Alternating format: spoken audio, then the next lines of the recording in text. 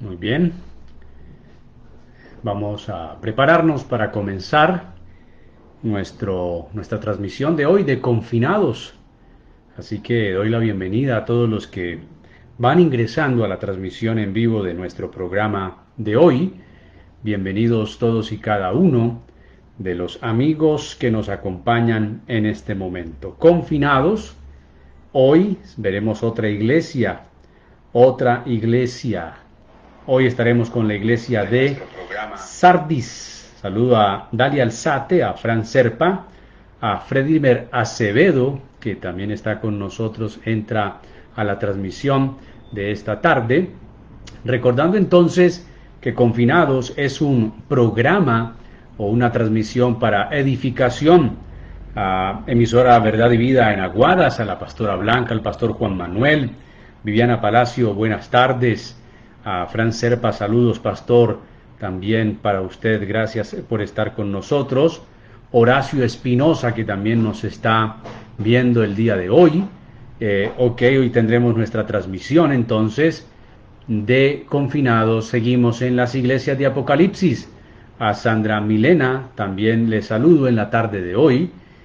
Vamos entonces a dar comienzo. Usted ya puede compartir. Saludo a Gloria Patricia Ortega, a Santiago Velázquez, a Milena Gallego, que también está con nosotros, a María Lucía Gómez, que también está con nosotros en este momento, a Santiago Vázquez. También tengo aquí a Natalie Restrepo. Puede copiar el link y compartirlo en su muro de Facebook, y puede también mandarlo por WhatsApp para que otros vean la transmisión de hoy. Buenas tardes entonces a Santiago, a John Díaz, a Alejandra Cardona, Gloria Patricia, que nos está escuchando y viendo en Estados Unidos, en Florida. También entonces en este momento es un momento para dar gracias a Dios por permitirnos estar de nuevo con vida y poder llevar a sus hogares, a sus lugares, una reflexión bíblica. Estamos viendo el mensaje de Jesús a las 7 iglesias en Apocalipsis. ¿Qué tan relevante es para nosotros? ¿Qué tan importante es para nosotros? ¿Qué tan fundamental es este mensaje? ¿Qué tan relevante es para nuestras vidas el día de hoy, para la iglesia de hoy? Saludo a Patricia Madrid, a Nuri Raquel, que está en España, a Orlando Ramírez, a Steven Londoño, a Mary Mazo, que también está con nosotros, y van ingresando. Gracias por estar en Confinados, gracias por estar este tiempo con nosotros en esta transmisión, y damos gracias al Señor que nos permite entonces llevar a ustedes un programa más. Recuerde que Confinados los días lunes, los días miércoles y los días viernes a las 5:30, mientras no haya festivo. Este viernes 7 de agosto no tendremos transmisión, pero el lunes próximo, si Dios lo permite, lo tendremos. Saludo también entonces a Janet Acevedo, buenas tardes, y demos inicio entonces en este momento, que ya casi tenemos las 5:30, y hablemos del mensaje a la iglesia de Sardis. Hoy vamos a hablar de una iglesia que tenía nombre de viva, pero a los ojos de Jesús está muerta. Y es muy interesante que nosotros llevemos todas estas reflexiones bíblicas hacia un punto fundamental, y es qué opina Jesús sobre nosotros. Porque básicamente el mensaje a estas iglesias nos enseñan que la ciudad tenía un concepto de la iglesia. La iglesia tenía un concepto de sí misma, pero también Jesús tenía otro concepto. ¿Y qué debe interesarnos a nosotros? ¿Qué debe importarnos? ¿El concepto de nuestro entorno? ¿El concepto de los hermanos? ¿O el concepto de Jesús? Y esto es una pregunta que debemos hacernos particularmente como creyentes, pero también como miembros de la Iglesia de Cristo y como miembros de una congregación en particular, independiente entonces de la denominación. Sigo saludando para empezar a Janet Acevedo, a Lucila Ruiz, bendiciones a Karina Lara, a Silvana de la Roca, bendiciones Silvana, a Mary Mazo, a Orlavia Hernández, a Edgar Burbano, a Marinés Gutiérrez, a Hernán Hernández. Sigan enviando la invitación copien el link, inviten a otros a ver la transmisión de Confinados para el día de hoy. Bueno, digamos, la pandemia, esta situación difícil que el mundo tiene en estos días, ha generado programas como estos. Básicamente, inquietado por Dios meses atrás, decidí entonces compartir con los que quisieran escuchar lo poco que conocemos de las Escrituras, y más que un conocimiento es lo que Dios quiere enseñarnos. Por eso es un programa de edificación, de instrucción bíblica, también de consuelo, de fortaleza. Miremos entonces lo que dice el capítulo 3 de Apocalipsis. Entremos a el mensaje de Jesús a la iglesia de Sardis. Escribe al ángel, recuerde que las estructuras de la carta todas van a ser muy similares. Es Jesús dirigiéndose al ángel. Hemos dicho que el ángel puede ser el obispo, pastor o anciano que está liderando esa iglesia. Escribe al ángel de la iglesia en Sardis, entonces viene la ciudad y viene una presentación de Jesús, el que tiene los 7 espíritus de Dios y las 7 estrellas, que también en el capítulo 1, en el versículo 20, dijimos que esas 7 estrellas también tienen que ver con esos ángeles, con aquellos que son los que instruyen al pueblo. El 7, y como Apocalipsis es un libro que no puede interpretarse literalmente, es un libro que hay que mirar, que está escrito con el lenguaje apocalíptico, un lenguaje muy simbólico. Los números van a ser muy simbólicos. Mire que son 7 iglesias, luego él va a decirle los 7 espíritus, luego va a hablar de los 7 candeleros, más adelante hablará de los 7 sellos del rollo, luego de las 7 trompetas, las 7 copas, y esto va a ser un asunto simbólico que no puede interpretarse literalmente. Entonces dice el versículo 1, dice aquí: yo conozco tus obras, que tienes nombre de que vives y estás muerto. Sé vigilante y afirma las otras cosas que están para morir, porque no he hallado tus obras perfectas delante de Dios. Acuérdate pues de lo que has recibido y oído, y guárdalo, y arrepiéntete, pues si no velas, vendré sobre ti como ladrón, y no sabrás a qué hora vendré sobre ti.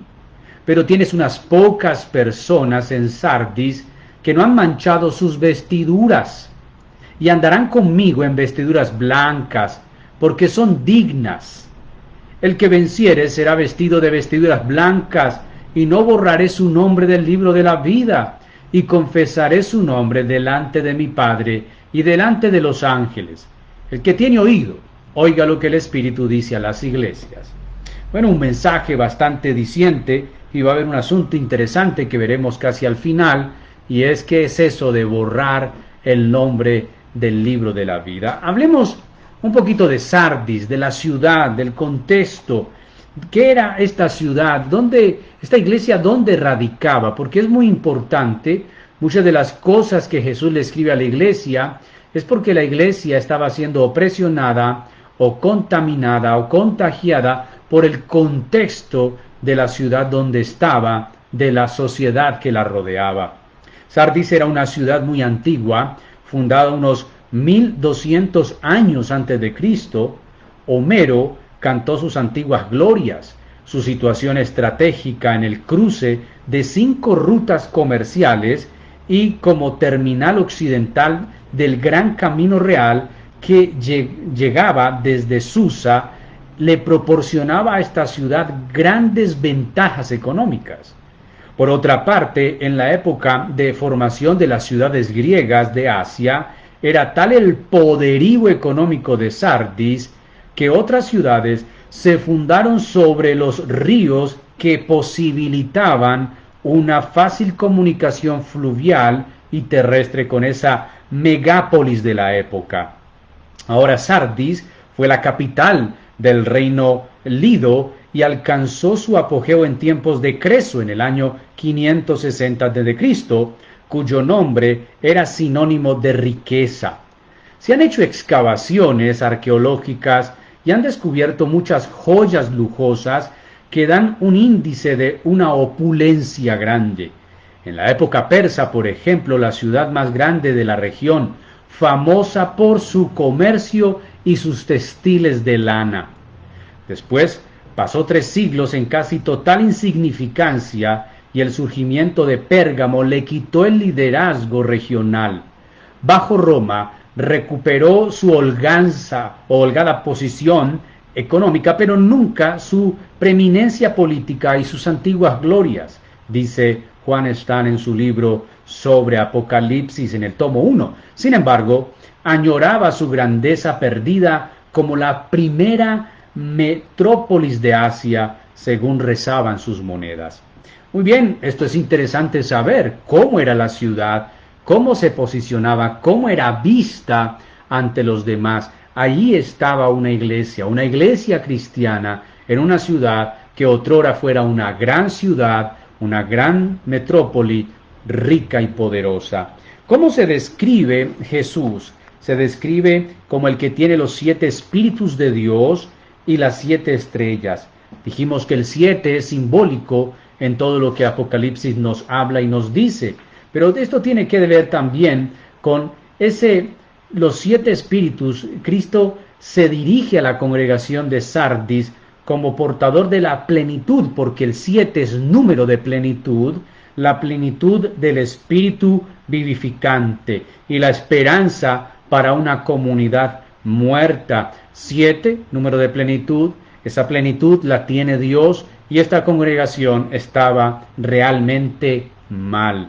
Ella tenía una etiqueta de estar muy viva, pero a los ojos del Señor no estaba tan viva. También se presenta como el que tiene las 7 estrellas, las mismas congregaciones en la trascendencia de su posición en Cristo, el Señor de las iglesias. Tiene las estrellas en su mano y anda en medio de los candeleros. Esto significa nada más y nada menos que Cristo es el Señor dueño de la iglesia. No hay nadie que sea el Señor de la iglesia sino Él. Nadie puede atribuirse ni ese poder, ni esa autoridad, ni ese dominio. El Señor de la iglesia es Jesús. Ahora, ¿cómo se dirige Jesús a esta iglesia? Pues nótese lo que dice: yo conozco tus obras. Así le va a decir a todas las iglesias, y se muestra aquí la omnisciencia de Dios. Él lo sabe todo de nosotros. Él lo conoce absolutamente todo de nosotros.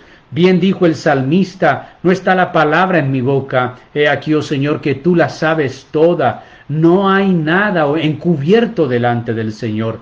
Todas las cosas están reveladas a su mirada, a sus ojos. Él conoce, Él conoce. Nunca se te olvide que Él nos conoce. También dijo el salmista: mi embrión vieron tus ojos, y en tu libro estaban escritas todas aquellas cosas que después fueron. Eso significa que Dios es omnisciente, todo lo conoce. Pero nótese que después de decir que conoce sus obras, imaginémonos, porque lo hemos hecho durante estas reflexiones, que la carta llegó a Sardis. Igual, entonces el anciano, el obispo o el pastor dice a la iglesia: nos reuniremos el día del Señor, el domingo, leeremos la carta que el Señor nos ha enviado desde la isla de Patmos a mano de Juan, el discípulo amado, el apóstol. Entonces la iglesia se reúne para escuchar qué tiene que decirle Jesús. Todos se han bañado en la mañana, han sacado el mejor ropaje. Jesús le dirige una carta particular, singular, única a la iglesia. Y son solo 7 cartas, entonces no son cartas para todas las iglesias. Y esta iglesia se reúne y Jesús se les presenta como el que tiene los 7 espíritus, como el que tiene las 7 estrellas, y dice: yo conozco tus obras, y hasta ahí todo va bien, pero note lo que sigue, que tienes nombre de que vives y estás muerto. Nótese que esto tiene que ver mucho con la ciudad misma, aunque este mensaje es para la iglesia. La ciudad de Sardis tuvo un momento de florecimiento enorme bajo los persas y los griegos, pero por mucho tiempo desapareció y a través de Roma quiso resurgir como una ciudad, una metrópoli, una megametrópoli, un lugar de comercio, de mucha vida ciudadana, económica, civil, de comercio y todo lo demás. Y parece que la iglesia tiene el mismo problema de la ciudad, que parece que está viva porque en el tiempo de Roma hay un impulso para la ciudad, y entonces volvamos a Sardis, tiene grandes entradas comerciales, tiene gran afluente, tiene grandes ríos por los que podemos navegar y llevar mercancía, comprar, vender, y parece una ciudad muy viva, pero que a la luz de lo que fue está muerta. Y la iglesia está en semejante o en singular o en la situación similar.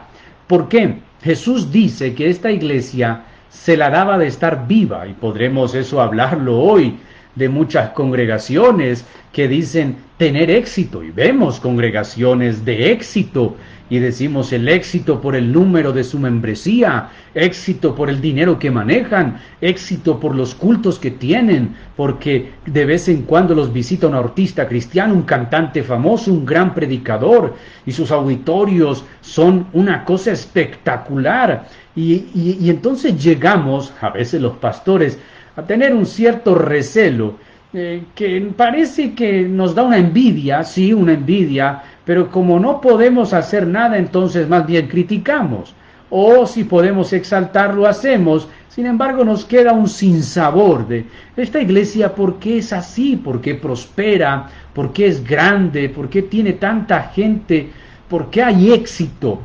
El gran peligro de la iglesia a través de los siglos, y desde esta carta, es el culto a la exitolatría, como diría Juan Stan, el culto al éxito. Y es que queremos ser exitosos. ¿Quién no quiere ser exitoso? El éxito nos llama, queremos ser exitosos en todas las áreas de la vida. Y sin lugar a dudas, a veces cuando vemos iglesias atestadas de gente, o transmisiones con mucha gente, y vemos gente muy famosa, entonces vemos que ahí hay un ministerio de éxito. Y entonces podemos decir, esa iglesia es poderosa, hay una iglesia viva, tiene muchos cultos, una gran alabanza, tiene un gran sistema de seguridad y todo lo demás. Bueno, Sardis gozaba de tener el nombre de una iglesia viva, podríamos decir, el nombre de una iglesia avivada, pero a los ojos de Jesús no era así. Puede que todo mundo quisiera acudir a una campaña en Sardis, al congreso que se hacía en Sardis, a la conferencia y al seminario que hacía Sardis, la convención anual que hace Sardis, donde van gente de todas las congregaciones, grandes predicadores. Y uno podría decir, Sardis es una iglesia de éxito. El pastor de esa iglesia podría considerarse un hombre exitoso al decir cuántos miembros tenía. Y entonces la etiqueta es, esta iglesia es una iglesia viva. Pero a los ojos de Jesús no. A los ojos de Jesús esta iglesia tiene nombre de que vive, pero está muerta. Una vez prediqué un mensaje sobre esta iglesia que le llamé nombre de vivos, pero vida de muertos. Y la iglesia estaba así. Ahora mire lo que Jesús viene a decir, sé vigilante. Así que esta iglesia poco a poco se estaba marchitando. Esta congregación a los ojos de Jesús estaba muriendo. La causa, Jesús la revela. No vigiló lo que tenía que vigilar. Quizá le puso mucho empeño al presupuesto, le puso mucho empeño a los invitados, le puso mucho empeño a crecer, a ampliar sus muros, a tener una buena silletería, un buen auditorio. Le puso mucho ojo a mucha cosa, menos a lo importante. No vigiló lo que tenía que vigilar. Quizá su oración, quizá su vida de santidad, su consagración, su integridad. Y ahora Jesús les llama a que sean vigilantes. Sé vigilante, y lo que sigue afirma las otras cosas que están para morir. Nótese eso. Una iglesia que se está marchitando, pero a los ojos de los demás parece estar bien. A los ojos de ella misma parece estar bien. Y esta iglesia también no solo refleja la vida de muchas congregaciones y de muchos ministerios, sino también la vida de muchos creyentes, que creemos estar bien, pero tendríamos que decirle al Señor, como el salmista, examíname, Señor, mira mis caminos. ¿Quién podrá conocer o reconocer sus propios errores? Líbrame de los que me son ocultos, oh Señor. Méteme, Señor, en tus rayos X. Hazme el tap que tengas que hacerme. Hazme el contraste, la radiografía de contraste. Muéstrame cómo soy. Enséñame realmente cómo soy. Y deja oír qué opinas de mí. A veces los aplausos, a veces la felicitación de la gente no deja oír la voz de Dios al ministro.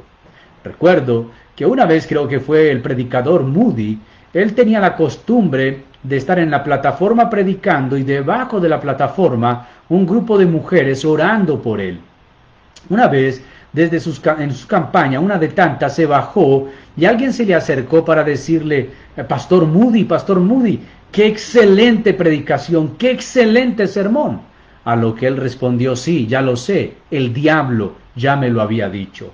La aludación, el aplauso, la felicitación nos puede inflar la cabeza de la exitolatría, de querer estar bien o creer estar bien, pero a los ojos del Señor quizá no sea así.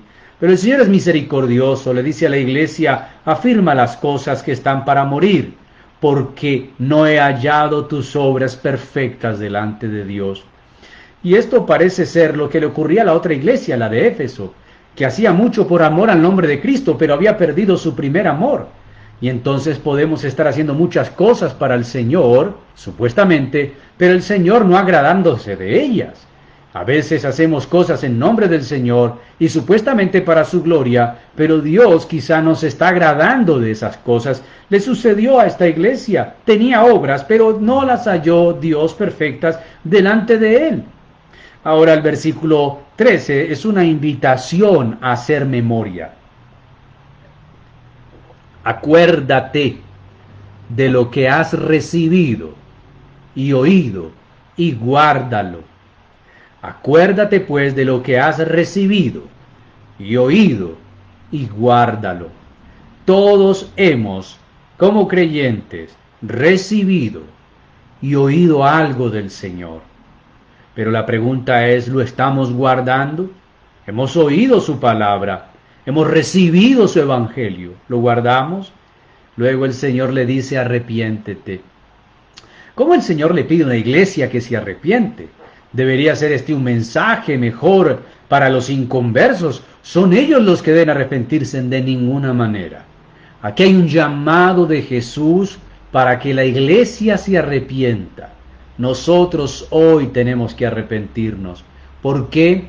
Porque nos hemos calificado a nosotros mismos, o hemos recibido la calificación de otros y creemos que estamos aprobados, pero no hemos recibido la evaluación del Señor. No hemos escuchado qué opina Él de nosotros, qué opina de ti, qué opina de mí, qué opina de la iglesia de hoy. Si no velas, dice el Señor, y ya lo había dicho antes, sé vigilante, si no velas, vendré pronto a ti como ladrón y no sabrás a qué hora vendré sobre ti. Y esto es una exhortación de Jesús a la iglesia. Si no lo haces, vendré sobre ti.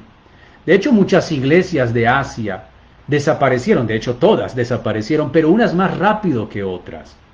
Y en este caso Jesús le advierte a la iglesia de que vendrá sobre él como ladrón. Y obviamente un ladrón nunca dice cuándo va a venir, ni a qué horas, ni cuál es su método. No hay ladrón tan honesto que haga eso, solamente los políticos de nuestro país lo hacen. Pero nótese esto, que es bien interesante sobre el ponerse en vigilancia. Debe ser un buen centinela. Y es que es muy interesante el tema de un llamado al despertar de la iglesia. Estar despierto, porque caeré sobre ti como ladrón. Ponerse vigilante. Entonces esto tendría que impactar fuertemente a los cristianos de Sardis. ¿Por qué? Pues la historia de su ciudad testificaba que 2 veces su poderosa centinela, aparentemente invencible, fue tomada precisamente por la irresponsable falta de vigilancia de sus defensas. Sardis parecía ser una ciudad que no podía ser invadida, clavada encima de una escarpada casi perpendicular, defendida también por un triple muro que aún existe. pero precisamente por confiar en sus defensas tan seguras, 2 veces cayó por sorpresa sin siquiera luchar por pelear, por repeler a los invasores. Y esto es muy importante.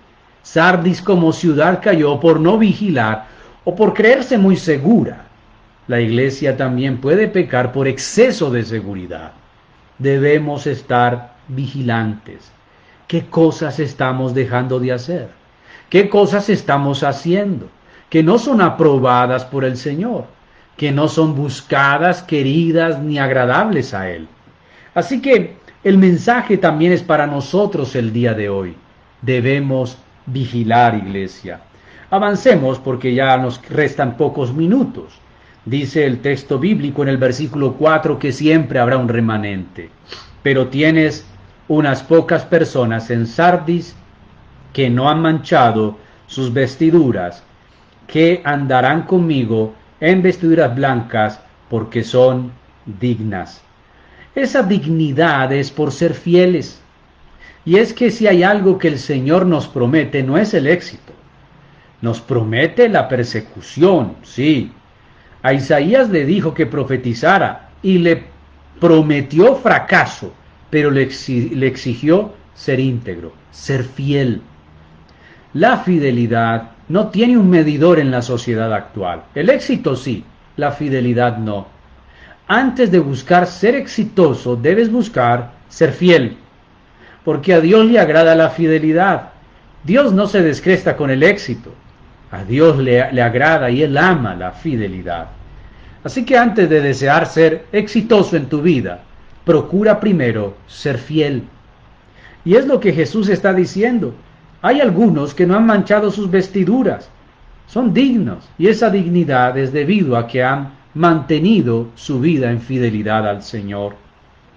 Ahora el versículo 5 está la promesa. El que venciere será vestido de vestiduras blancas. Y aquí hay una gran promesa. Las vestiduras blancas, recordemos que son sinónimo de la santidad, de la obediencia y de la pureza. En el Nuevo Testamento y aún en el Antiguo también se ve eso. ¿Qué quiere decir entonces el tema de las vestiduras blancas? Bueno, aunque la apostasía de Sardis era generalizada, había una minoría fiel, esos cuantos. Entonces vemos un deterioro progresivo, que lo vemos desde Éfeso, que expulsó enérgicamente a los nicolaitas, sí, pasamos por Pérgamo y Tiatira, donde la herejía era minoritaria, especialmente en Pérgamo, hasta Sardis, donde son unos cuantos los que siguen fieles. Y ahí hay un verbo griego bien interesante, que se usaba especialmente para referirse a la impureza sexual, o en un sentido extendido para el Apocalipsis a la idolatría. Así que estos son dignos, vestiduras blancas, porque no se han inclinado a la adoración al imperio. Recordemos que eso era lo que estaba de moda en ese tiempo. Sin duda entonces los cristianos de Sardis entendían lo que Juan quería decir con manchar la ropa, como probablemente también las demás congregaciones al escuchar su propia asamblea la lectura de esta carta. Y aunque el texto no la especifica, se puede suponer, sin mucho riesgo a equivocarse, dice Juan Stan, que se refiere a la misma herejía de los nicolaitas. Los cristianos se manchaban al acomodarse en el ambiente socio-ideológico que les rodeaba, y se manchaban al acomodarse al ambiente del culto imperial. Como iglesia tenemos que tener cuidado. En este momento nuestro país está polarizado más que nunca, y me entristece ver creyentes tomando partido ideológico. Me entristece y me preocupa ver iglesias alzando banderas políticas. Si soy de izquierda, si soy de derecha, si soy de centro. Años atrás, décadas atrás, ese fue el motivo del gran derramamiento de sangre en nuestro país, liberales contra conservadores y viceversa. El creyente no es de derecha, no es de izquierda, no es del centro, es del cielo. El creyente no puede tomar partido. El creyente y la iglesia sobre todo debe orar por los que están en eminencia, pero no inclinarse a esos fervores políticos e ideológicos partidistas porque eso no es el llamado que ha recibido la iglesia. Ahora, en el tiempo de la iglesia de Apocalipsis eran los nicolaitas quienes contaminaban a la iglesia con sus ideas, con el eso no es tan malo, no es exagerado, no sea extremista, no hay nada malo de comer en el comedor donde se sacrifica a los ídolos, o rendirle culto al emperador, o prender un sahumerio, incienso a honrarlo. La iglesia debe tener una posición bíblica y cristiana frente a esto. Ahora, entra a lo más delicado, porque el texto finaliza diciendo que el que venciere será vestido de vestiduras blancas, y no borraré su nombre del libro de la vida, y confesaré su nombre delante de mi Padre y delante de los ángeles. Este texto ha sido sacado por muchos para decir que la salvación puede perderse, que una vez tu nombre puede ser escrito en el libro de la vida, pero de repente, por un asunto que hagas o dejes de hacer, el Señor tiene un borrador y lo borrará. Pero no es así. Hay que tener cuidado con la interpretación del texto. Ahora, el término libro de la vida era muy común entre los hebreos para señalar el registro de los pobladores de la ciudad. En Isaías 4:3 tenemos eso, en el Salmo 139 también. Según la ley del levirato, un cuñado debe tener hijos con la viuda de su hermano para que el nombre de éste no sea borrado de Israel, dice Deuteronomio 25:5. El nombre de una persona se borraba del registro de los ciudadanos cuando moría, dice Éxodo 32, 32 y 33, o cuando perdía la ciudadanía por castigo, Ezequiel 13:9. Ahora, después, el libro de la vida llegó a referirse a los redimidos como el pueblo escatológico de Dios. Daniel 12:1, Lucas 10:20, Filipenses 4:3, Hebreos 12:23, Apocalipsis 21:27. Y aunque algunas fuentes pseudoepígrafas, o sea, no bíblicas, hablan de dos libros, uno de los escogidos y otro de los rechazados, las escrituras solo se refieren al libro de la vida. Con un enfático doble negativo, nuestro pasaje afirma que Dios no borrará nunca el nombre del creyente fiel. ¿Por qué? Por el enfático negativo que está dos veces. El que venciere será vestido de vestiduras blancas, y no borraré su nombre del libro de la vida, y confesaré su nombre delante de mi Padre y delante de sus ángeles. Ahora, ese y no enfático dice, el creyente fiel, creyente que ama a Jesús, tiene su nombre asegurado allí. Entonces lo que hace Jesús es decir, los fieles están conmigo y yo con ellos. Bueno, no falta el que empiece a preguntarse, ¿y qué si yo me descarrío y todo? Pero eso es un tema aparte. Finalicemos diciendo entonces que el Señor termina diciendo, el que tiene oído, oiga lo que el Espíritu dice a las iglesias. Mis queridos, ¿dónde radica nuestro éxito? ¿Tenemos nombre de vivo? ¿Nos creemos creyentes en avivamiento, pero tenemos vida de muertos? Prestemos atención a lo que el Señor le dice a Sardis.